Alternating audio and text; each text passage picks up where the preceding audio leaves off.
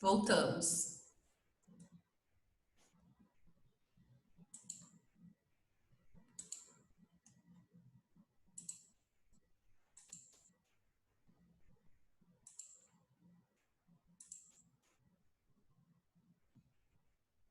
Vamos lá, eu acho que tem gente querendo perguntar. Pode perguntar, deixa eu só... Ui, meu Deus do céu, peraí.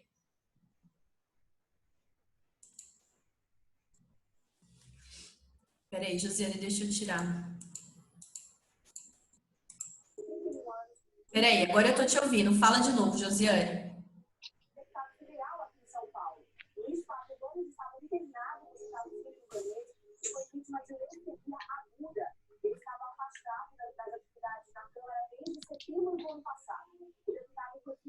Ah, tá. Se tiver faltando matéria na plataforma, qualquer coisa que tiver na plataforma de alterado, manda no link, né? Eu mandei um link, inclusive estava no chat aqui, já desapareceu, mas pega com o representante discente da turma que você está fazendo as disciplinas, enfim, a sua turma, e manda esse problema no link, né?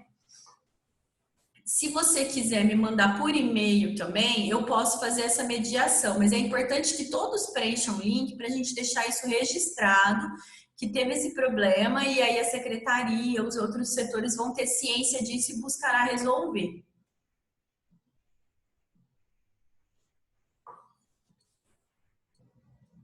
Podemos voltar? Professora, a Gabi disse que não está conseguindo mandar mensagem porque o áudio dela tá ruim. Peraí que eu vou desmutar. Eu queria só fazer uma pergunta no lugar dela. Peraí, agora o menino tá falando aqui.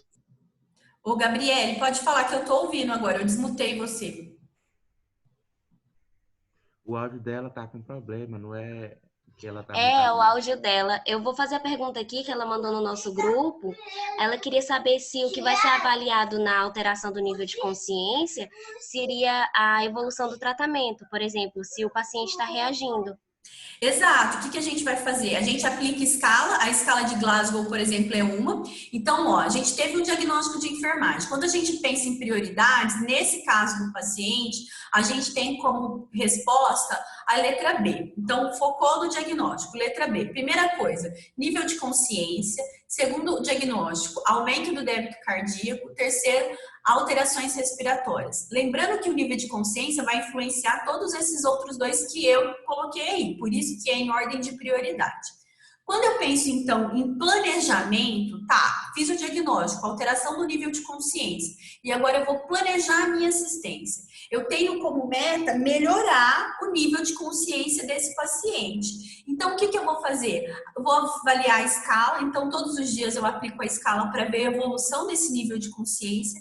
Essas escalas normalmente ela é pontuação, escala de Likert, eu vou falar sobre isso quando a gente falar de avaliação também. E aí, um dia o paciente tirou 2, outro dia ele tirou 3, então eu vejo que ele está evoluindo, né? Enfim, então a gente vai fazer esse tipo de avaliação.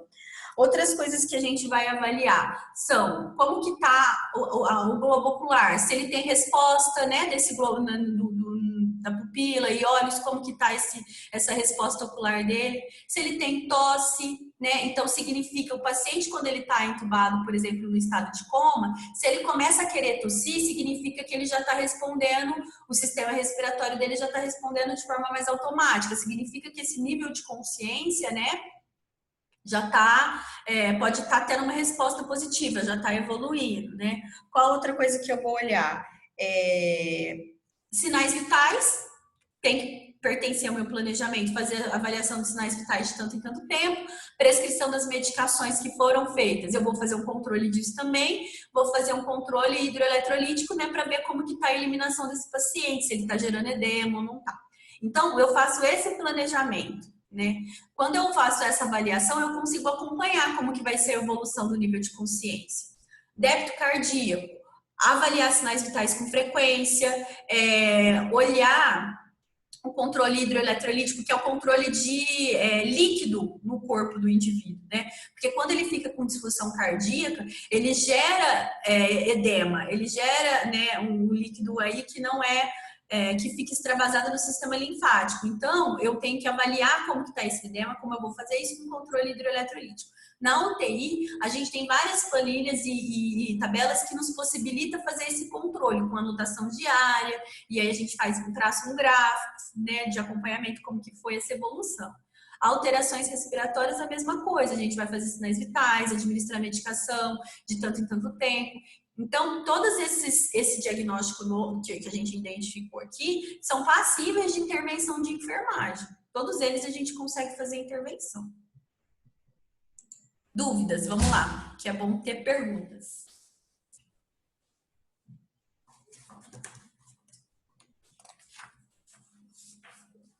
Aí o Emanuel tinha perguntado como que a gente vai desenvolver isso? Prática, com certeza. E toda vez que você olhar para o paciente, você tem que pensar assim, qual que é o problema que ele tem que vai influenciar todas as outras questões de vida dele, que vai influenciar toda a rotina de vida dele. Nesse caso, a fratura é importante, ele vai estar com a mobilidade física prejudicada. Mas dentro de todos os diagnósticos prioritários, né, a mobilidade física ela viria lá em quinto, sexto, né, lá para baixo. Quantos diagnósticos de enfermagem eu posso dar? Você pode fazer vários diagnósticos de enfermagem, né? Não existe um limite, né? Você pode fazer, sei lá, 10, pode fazer. Agora, como que a gente trabalha? A gente tem que trabalhar com diagnósticos que são possíveis de se fazer intervenção e eu tenho que estabelecer prioridade. Não adianta nada eu elencar 10 diagnósticos de enfermagem, porque eu não vou conseguir trabalhar com os 10, né? Eu posso até elencar os 10, mas eu tenho que falar o 1, 2, 3, primeiro, segundo, terceiro é minha prioridade, então eu vou começar por aqui. E depois, conforme esses forem sendo melhorados, eu vou ir seguindo o restante dos diagnósticos que eu estabeleci. Nesse caso, né, eu posso ter depois, como um diagnóstico também, aumento de temperatura corporal que vai estar relacionado ao quadro de pneumonia. Eu posso ter lesão na pele, como a nossa colega aqui falou, pode ser um diagnóstico também, mas em ordem de prioridade, eu tenho que pegar aquele diagnóstico que influencia todos os outros. Porque se eu não melhorar ele, eu não consigo melhorar os outros.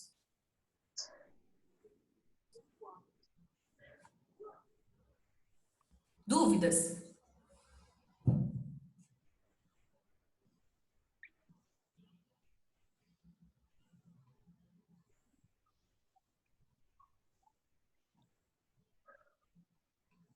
E aí, gente? Manuel, diga, o que você achou? Eu acho que desse jeito, tipo, tendo uma escala, tipo assim, qual a prioridade e tal, aí fica mais fácil depois de identificar. Mas, assim, em questão que nem já deu os tópicos lá no caso clínico, né? Falando qual eram os principais. Aí, no caso, já daria para responder. E aí, que nem a senhora falou, tipo, o risco de edema, no caso, seria pro lado de risco, né? Tipo, pensar mais adiante. Mas em questão do agora mesmo, pensando no agora, seria exatamente o que a senhora falou. É isso, porque daí a gente pensar que uma disfunção vai gerando outra, e aí a gente vai tendo comprometimento de todo um sistema, né?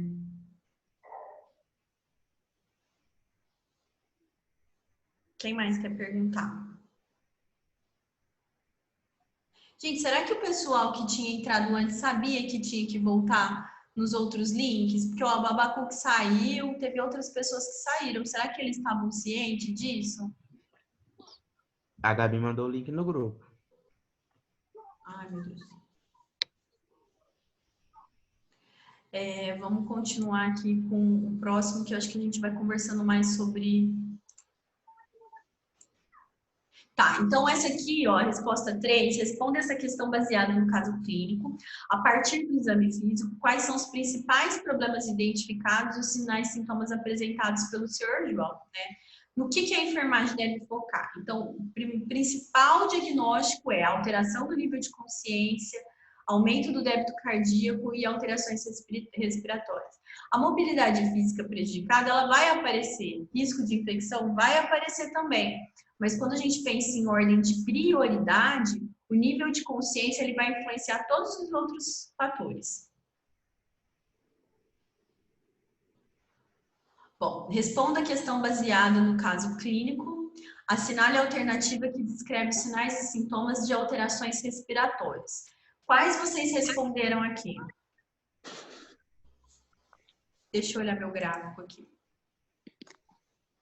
4. A maioria respondeu a letra D, que é ventilação mecânica, pneumonia associada à ventilação mecânica, né? Tá, a letra D. Mas teve algumas pessoas que responderam E, A, B. Vamos olhar uma por uma, então. Bom, letra A. Quando a gente fala em alterações respiratórias... Oh, meu Deus.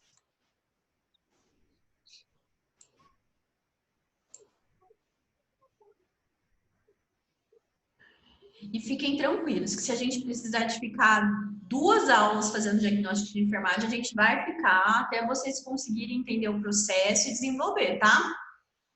Então, fica tranquilo que a gente não vai atropelar antes de vocês aprenderem cada etapa. Vamos lá. Quando a gente pensa, então, ele está pedindo aqui sinais e sintomas de alterações respiratórias. Então, a gente tem uma questão específica aqui, ó. Sinais e sintomas de alterações respiratórias. Quadro infeccioso pulmonar, a letra A. Hipertermia. Hipertermia está relacionado à alteração respiratória? Não, ela está relacionada a um quadro infeccioso, né? O quadro infeccioso pulmonar, ele seria sinais e sintomas de alteração respiratória? Ele pode gerar a infecção, ela gera uma alteração respiratória, mas ela não é um sintoma, né? Não é um sinal aí da respiração, como que fala? De alteração, exato. Leucocitose, que seria um resultado de exame laboratorial, não é também um sintoma nem um sinal.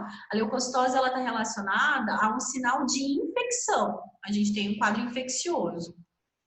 Acesso venoso periférico, não tem nada a ver com alteração respiratória. Nível de consciência, não fala da disfunção respiratória. Internação hospitalar também não. Ventilação mecânica, ok. Isso aqui é um indicativo de alteração respiratória. Lesão da pele também não tem nada a ver com uma alteração respiratória. Desequilíbrio ácido básico evidenciado pela gasometria. Esse tipo de desequilíbrio relacionado à gasometria pode até estar relacionado, sim, né, a alguma alteração respiratória. Porque quando a gente tem uma disfunção respiratória, um paciente no estado grave como o seu João, ele vai ter a gasometria dele alterada, ele vai estar com uma quantidade de gás carbônico maior no sangue do que o esperado, porque o pulmão dele não está respondendo como deveria, ele não está fazendo a troca gasosa dentro, né, do que a gente espera como normalidade. Então, tá, pode ser. Edema? Não, edema não está relacionado diretamente aí. O edema ele vai estar relacionado à disfunção cardíaca, a um aumento, né, de débito cardíaco, as características do sistema cardiovascular. Taquicardia, mesma coisa. Presença de estertores crepitantes? Isso sim, isso poderia ser um sintoma. Quando vocês aprendem a fazer a ausculta pulmonar, vocês vão encontrar algumas características nesse sentido. Vocês já chegaram nessa fase em semiologia? Sim, a professora ensinou a fazer a ausculta no exame físico. Oi? A professora ensinou em exame físico a fazer a ausculta pulmonar. Então aí vocês já conseguem ver o que tem de... Adventíssimo, muros de... Isso. Até esqueci o nome. Peraí aqui. Ó, às vezes eu não ouço bem, tá? Vamos lá. Outra, hipertermia. Hipertermia não está relacionada à alteração respiratória, frequência cardíaca também não, sudorese também não, leucocitose também não, porque vai estar relacionado à infecção. Aspirado traqueal purulento abundante, isso pode estar relacionado, porque a gente sabe que quando tem muita secreção, o paciente ele vai ficar com disfunção aí respiratória. E aí a gente tem aqui o nosso chique da questão, que é a questão D, que é a resposta correta. Nossa, tô gostando de mexer nesse trem. Cada dia eu descubro um negócio diferente. Olha aqui, ó, ventilação mecânica, exato. A ventilação mecânica indica que ele está com uma alteração respiratória. É um sinal de que ele não está conseguindo respirar. Né? Então, uma característica correta. Sinais e sintomas. Pneumonia associada à ventilação mecânica também é um sinal, um sintoma, porque ele não está conseguindo respirar sozinho, então ele vai para o ventilador e a gente sabe que o ventilador pode causar isso. E aí a gente, contextualizando para o momento que a gente vive de coronavírus, por exemplo, por que o coronavírus, ele tem, quando a pessoa ela atinge um estado grave, ela tem grandes chances, né, de morrer se não for tratado com uma intervenção precoce, se não tiver essas intervenções precoces. O fato da pessoa precisar de uma ventilação mecânica, isso já indica complicação grave. Sem estar com uma pneumonia associada a um vírus, o vírus, a gente não tem medicações eficientes para combater vírus. A gente tem antibióticos que combatem pneumonia bacteriana, pneumonia causada por bactéria, e a gente usa antibiótico, tratamento existe, né, com antibiótico. E dependendo do nível de bactéria que a gente tem no pulmão, tem antibióticos que também são resistentes e que não funcionam. A gente precisa de utilizar, às vezes, antibióticos que são de tecnologia de ponta e tem dosagem de antibiótico aí para caso grave de pneumonia, que leva o paciente até uma septicemia, que custa em torno de 3, 4, 5 mil reais doses de antibióticos, né? Então, dependendo do tipo de situação aí, esses antibióticos que a gente usa, amoxicilina é água, né? Então, tem níveis e aí você tem que fazer cultura para saber qual tipo de bactéria e qual antibiótico que você tem que administrar ali, prescrever, o médico prescrever. Pode falar. Pode perguntar.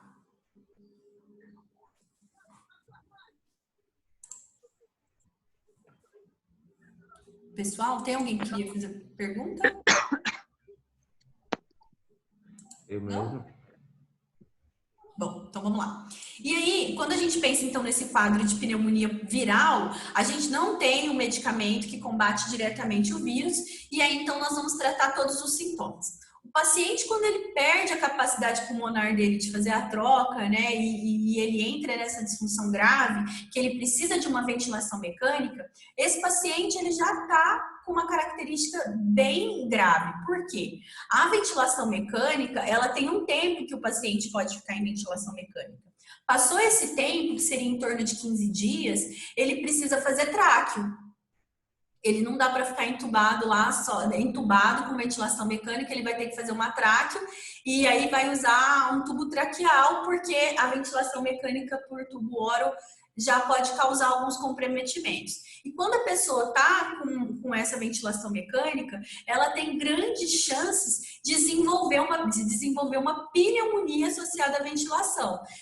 Né? Então, assim, o paciente que tem coronavírus, que ele precisa de ventilação mecânica, porque ele já tem a capacidade pulmonar comprometida. E aí a gente já sabe que o paciente em ventilação mecânica, ele tem chance de desenvolver pneumonia, então olha a gravidade disso. Ele já está numa ventilação por pneumonia. E aí, a hora que entuba, a gente sabe que as condições de ventilação podem causar vários prejuízos, isso se torna muito grave. Então, é só, né, aproveitando que a gente está falando de alteração respiratória, para contextualizar aqui vocês. Nesse caso, ó, então a gente tem os sinais: aspirado traqueal purulento abundante. Então, aqui esse paciente, ele está no ventilador, né? E a gente vê que ele já tem uma característica de infecção. Quando a gente pega esse traqueado purulento abundante, a gente vai avaliar a espessura, a cor, né? E aí a gente identifica características já, sintomas de infecção. Estertores crepitantes é quando você tem... Sabe quando você está com o pulmão carregado e você tosse? E fica aquela tosse... com barulho de... Parece que tem alguma coisa dentro do seu pulmão ali estourando. Uhum. Seria esses estertores crepitantes. É aquela tosse bem carregada mesmo. Quando você pega aquele pulmão que está bem carregado, a pessoa tosse e consegue ouvir o catarro vindo com aquela tosse. Então, essa seria a característica de estertores creptantes. E aqui a gente tem um exame laboratorial nos mostrando que a gasometria dele tem uma alteração, né? Então, aqui a gente tem uma alteração na gasometria desse paciente. Professora, Sim? esses estertores Estertores creptantes creptantes. foi o que a gente aprendeu lá no exame físico da professora, que ela falou que é um dos ruídos adventícios, que é os sons anormais do pulmão. Oi? Fala Esses de novo que eu não ouvi. Fala mais. os estertores creptantes a gente aprendeu lá no exame físico, que a professora ensinou que é um dos ruídos adventícios, que são os sons anormais do pulmão. Exato, isso mesmo, que são os sons anormais. É quando a gente tem alguma característica ali de infecção, né? E aí a gente tem esses estertores crepitantes. Outro é aquele chiado de gato também, né? Quando a pessoa tem muita falta de ar, né? Aquele é um outro tipo de sinal e sintoma de alteração no exame físico respiratório. Aí, no caso, ela é um sinal ela é um sinal e um sintoma? Ou Isso. ela é só um sinal? Não, é sinais e sintomas, aí tá junto, sinais e sintomas. Todos esses são sinais e sintomas. Ah, tá. E aí a gente tem a alteração da gasometria e temos também a hipoxemia, que é uma diminuição da quantidade de oxigênio aí no organismo do paciente. Então, todos esses aí são sinais e sintomas de alterações respiratórias. Resposta correta, letra D. Por que que a E não é? Aqui está falando de taquicardia, está falando de hipertensão arterial sistêmica, está falando de edema, mucosa, pulso. Aqui a gente está falando de algumas características de débito cardíaco, né? Quando fala taquicardia, edema, mucosa hipocorada, pulso. Então aqui a gente está falando de algumas características aí de alteração do débito cardíaco. Agora a letra D traz certinho sinais e sintomas de alterações respiratórias. Pode perguntar, gente. Professora, a senhora vai responder aquelas outras duas atividades do Nanda lá, dos dois casos? Vou corrigir elas também. A gente vai corrigir junto aquelas lá. Se não der tempo hoje, a gente corrige na próxima aula, sem problemas. Podemos avançar?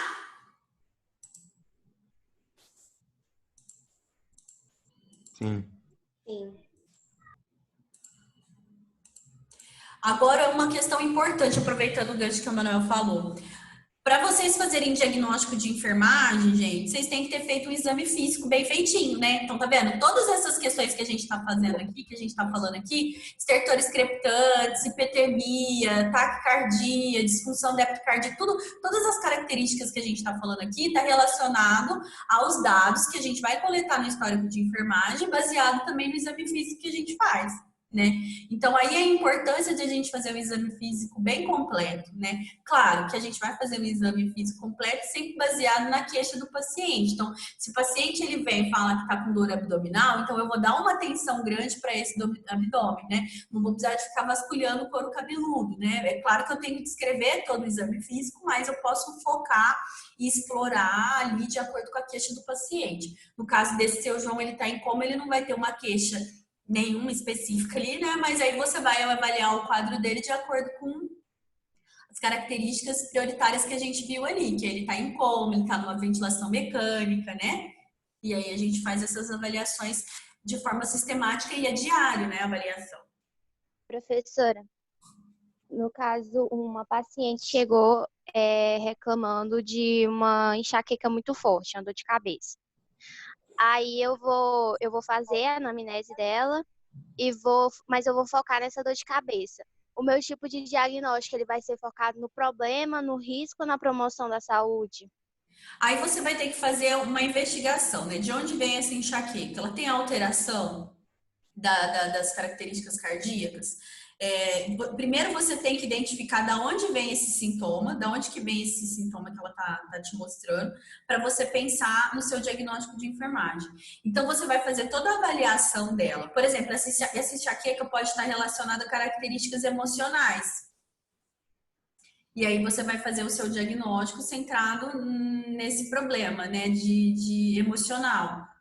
Então, primeiro você tem que identificar a origem desse problema que ela te apresenta, a queixa principal, e aí depois, então, você vai pensar nesse diagnóstico.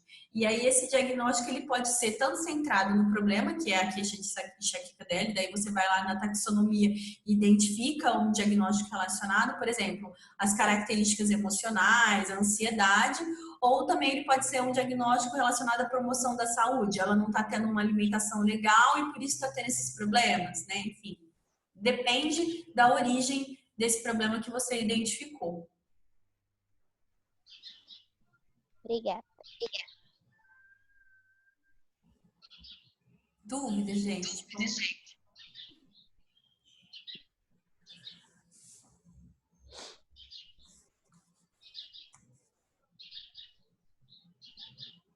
Vamos continuar então aqui, ó. Responda esta questão baseada no caso clínico. O diagnóstico de enfermagem, integridade solar prejudicada, integridade da pele prejudicada nesse novo NANDA, relacionada à imobilização física, de circulação alterada, evidenciada por pele ressecada, com rubor e elasticidade diminuídos, presença de lesão por pressão estágio 2 em sacral. O diagnóstico realizado pelo enfermeiro corresponde na NANDA, no livro de taxonomia, a qual que vocês responderam?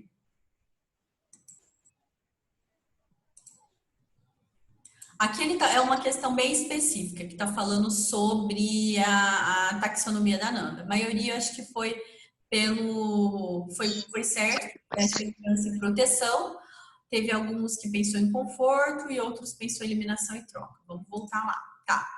Quando a gente olha o NANDA, ele vai, dentro do domínio de segurança e proteção, a gente vai ter integridade da pele prejudicada. Então, é isso, ele está dentro desse domínio de segurança e proteção.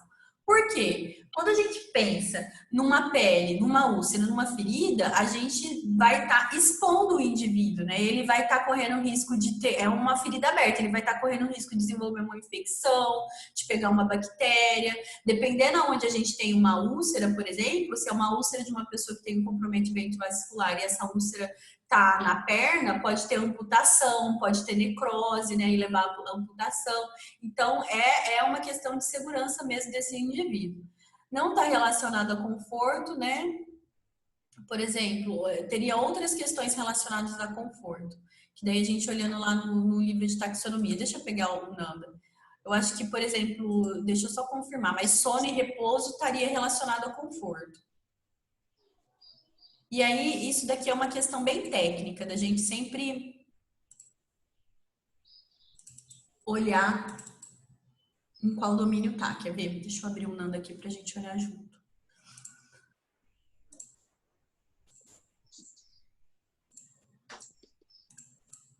E isso também, gente, é importante. Toda vez que você vai fazer avaliação e diagnóstico de enfermagem, tá com o NANDA aberto. Porque ele que vai te mostrar aonde que tá o seu diagnóstico, né? Então, eu não comentei na aula passada, vou comentar agora. Tem uma técnica, deixa eu só passar essa questão que eu já volto nessa técnica, que é a técnica do PES, que é PES. Problema, etiologia e sintoma, que ajuda a gente a escrever o diagnóstico de enfermagem. Deixa eu só terminar essa questão do que a gente volta nesse PES que eu falei para vocês.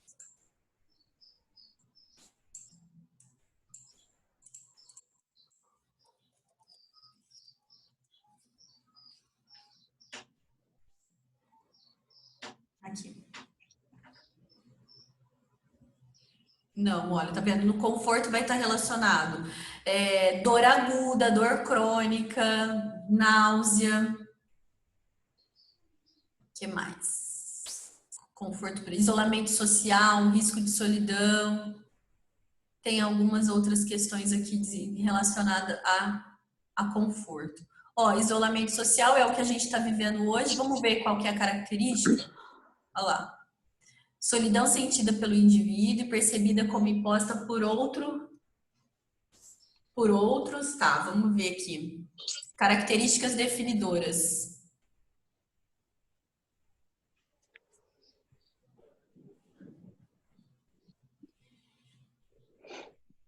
Interessante, né? Interessante, né? O que a gente está vivendo agora.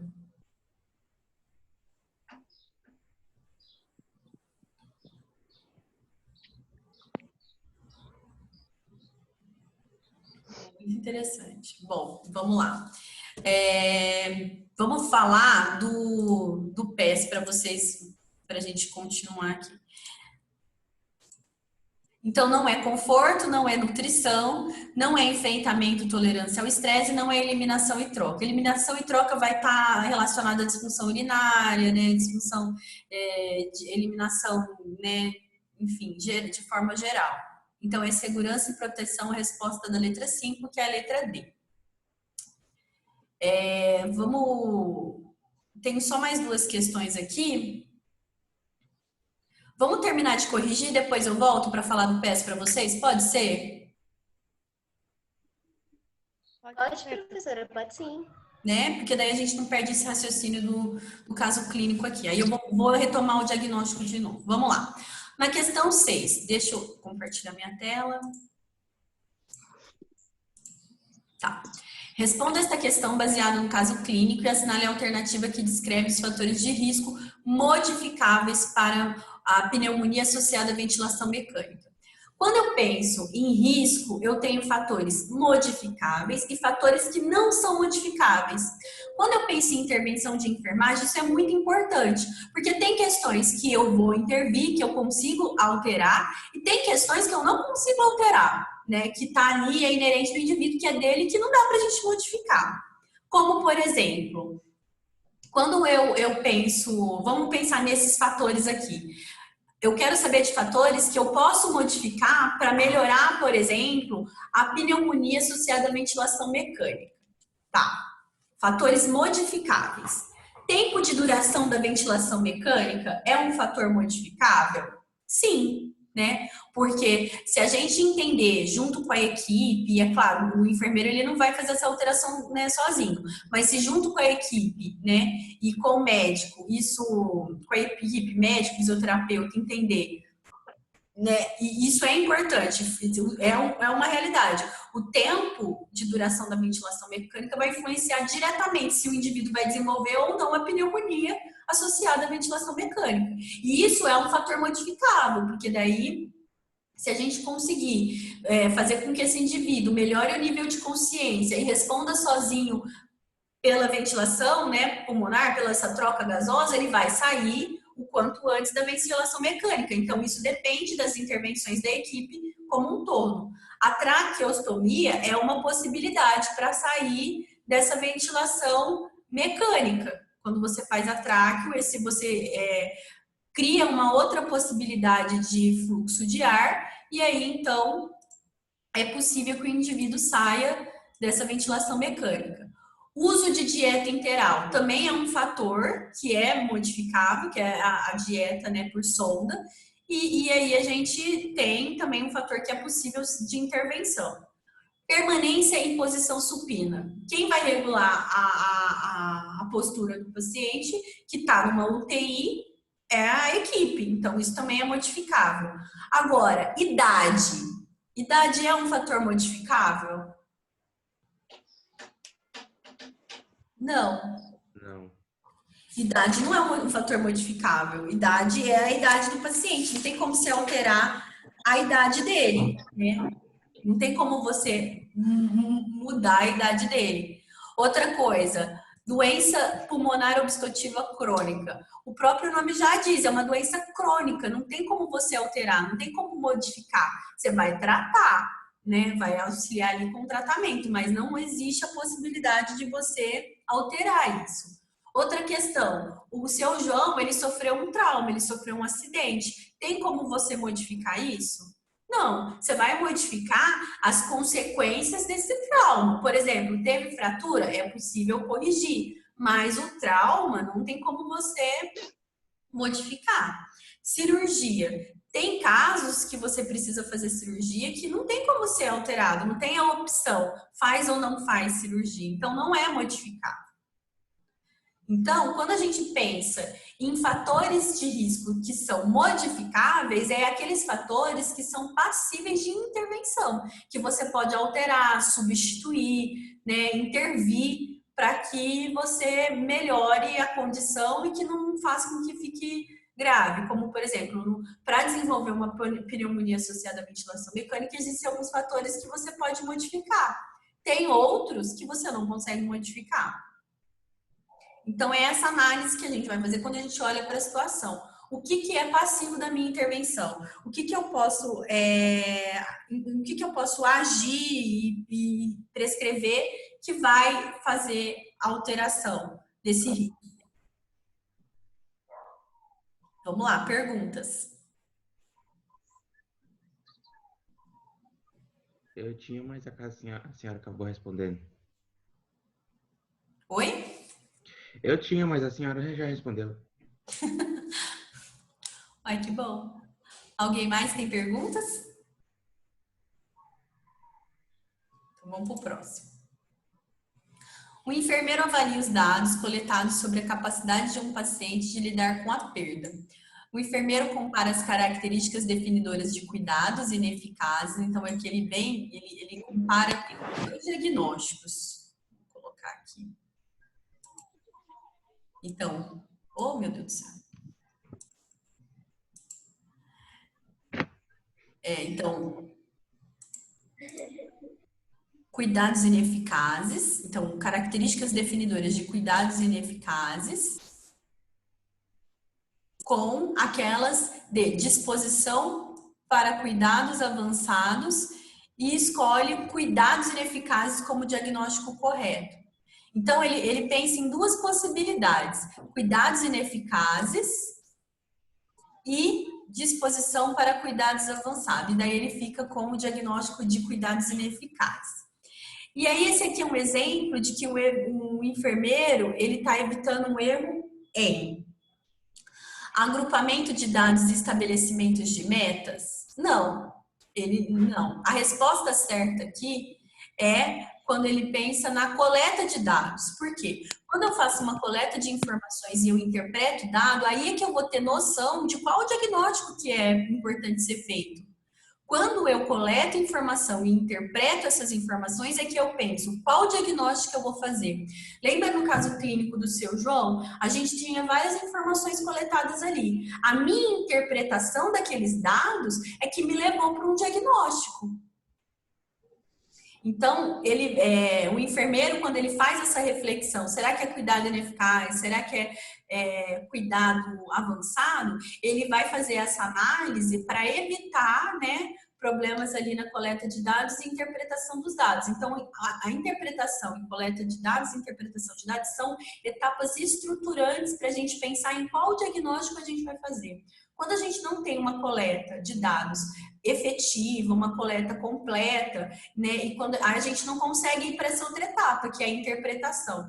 E quando a gente não consegue interpretar, a gente vai ter um diagnóstico falho, um diagnóstico que não é o que seria o necessário naquele momento. Dúvidas? Eu não entendi, não. Peraí, então vou explicar. Também não entendi, foi nada. Professora, repete de novo, por favor. Tá, peraí, vou explicar de novo. Deixa eu conectar o computador na tomada. Lembra que eu falei para vocês que a primeira etapa do processo de enfermagem, ela é fundamental para a gente saber como que a gente vai seguir dali para frente.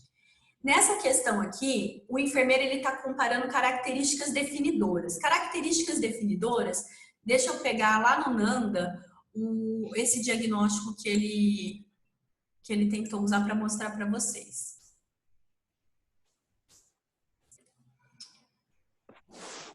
Ele pegou as características definidoras desses dois diagnósticos e analisou elas, né? Peraí, o que tem aqui